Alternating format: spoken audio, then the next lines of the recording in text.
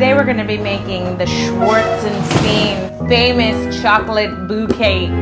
Actually, it's a birthday cake. Not only is this a very scary Halloween cake, which is why it's called Schwartzenstein. It's the haunted bus. But it's also my family, the Schwartzes and the Silversteins, famous chocolate cake. This is the cake for all occasions. Now, tonight's episode of Economy Bites is a dessert episode. It is certainly a dessert that you can have from Sunday to Thursday, or if you don't want to have dessert in your house that long, take it to the office. Boom! Let's get started by taking 2 sticks of butter and melting them. We could just melt them under this light. So I have this here on like a medium-high heat. It's my magic potion. Did you know that I'm ambidextrous? I'm gonna pour it into this bowl. Now to the butter, I'm gonna add 1 cup of water, 2 cups of flour. I have to give a quick apology to my family that I'm giving away this recipe.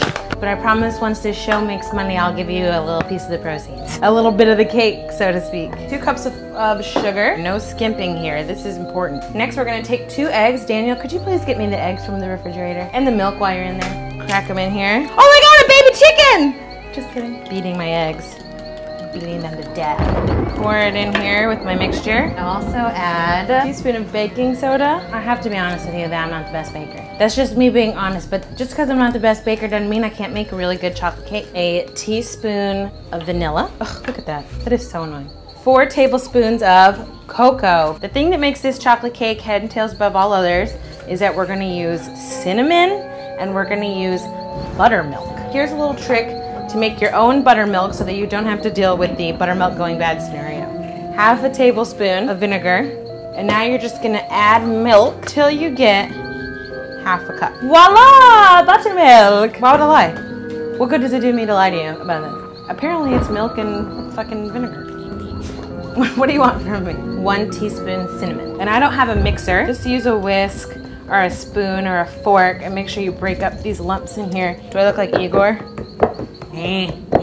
So unattractive. I'm gonna regret that later. My cake. I'll kill you. Oh fuck. We preheated the oven to 400 degrees. This is a 13 by 9 baking dish. It's non-stick, so I'm not gonna butter it. And I'm just going to pour my batter into the pan. If it has some lumps still, that's okay. I'm not a lump Nazi. Did you hear that? That's kind of spooky. Whoa. Don't eat too much of it before you bake it. That's the cardinal rule of baking. Okay, so my oven is preheated to 400 degrees. Now I'm gonna pop it in for 20 to 25 minutes, depending on how hot your oven is. And then we're gonna check on it.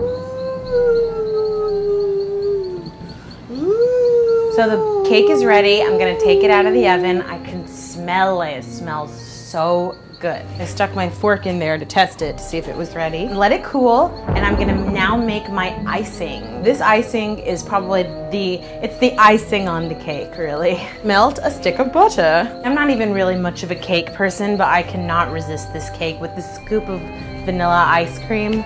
It is the most delicious thing in the world.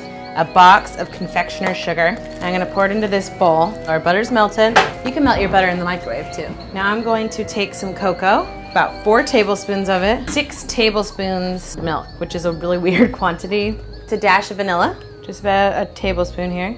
Break up all those chocolatey lumps. Maybe this is how you make an egg cream, but I don't know that for sure. If anybody does know that for sure, send us an email, allie@economybites.tv. What the fuck is an egg cream?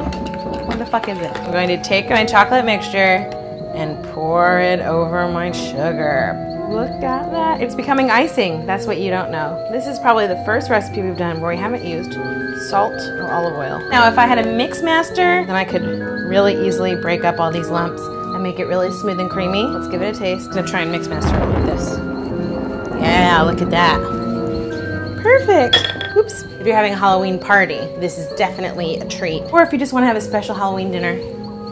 Or if you feel like the week of Halloween you deserve a cake. The reason you want to let it cool before you ice it is because if you don't, the icing will just stick, and when you try and glide it, it won't glide. It'll just get mushy and it'll break the cake up, and then it'll be good. The last thing I'm going to do is write Happy Halloween on the cake, but I think I'm going to turn the lights on so you can see the full deliciousness of the cake, okay?